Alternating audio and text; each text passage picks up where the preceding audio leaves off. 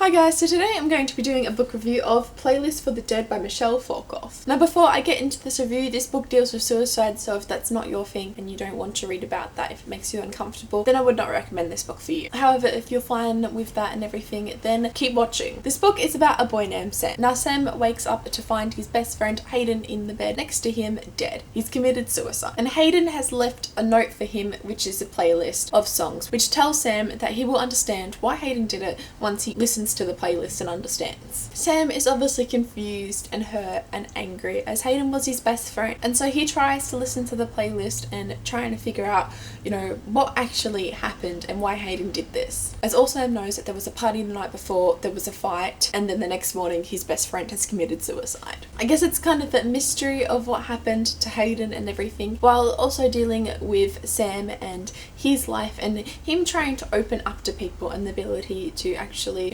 open up with people and discuss his feelings. For the most part, I enjoyed this book. However, I did have some issues with it. The first being that the playlist didn't really have anything to do with Hayden's suicide, it was other stuff. For me, the playlist told Sam nothing, and Sam, I think, agreed with me in saying that, the playlist really told him nothing of why Hayden committed suicide. It was actually instead talking to people and communicating with other people that really told Sam what had happened to Hayden. The other characters, at some points I could really connect to these characters and other points I couldn't. At some points I was just, for some reason, emotionally disconnect from them. At other points I wasn't, and I could feel for them and root for them, but yeah, there were just some points where I found, about them. There's also points at the story where I wouldn't say this book drags on, but and I wouldn't say that it got boring, but I wouldn't say that it was gripping at the same time, if you get what I'm saying. I enjoyed this book, I didn't love it, and to be honest, I can't really put my finger on why. I think it dealt with the suicide topic okay. I know that some people have issues because the author said that they wrote this book because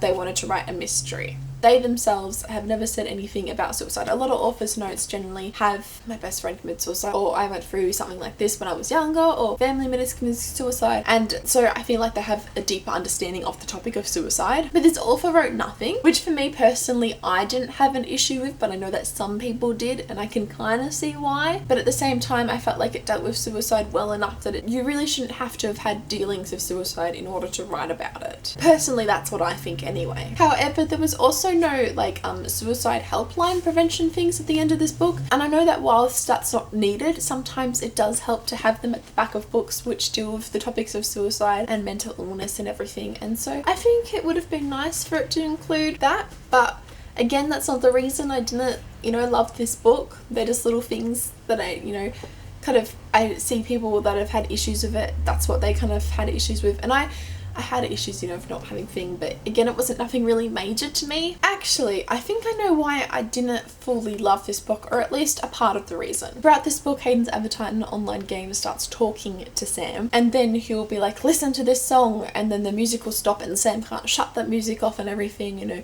It's like Hayden's ghost is haunting him or something, and at the end of the novel, you find out what happened there, but I feel like it wasn't very explained, and I felt like it was not very well done. I don't want to spoil anything, and I'm not going to, but at the end of the novel, when you find out why that was happening, I think that issue should have been addressed, because I think that issue was really important and that should have been addressed. I don't know, maybe that's just me. I mean, I like this book, it wasn't fantastic. I got this book from the library and I'm glad that I did so, as I liked it, but I don't think I'll ever reread it.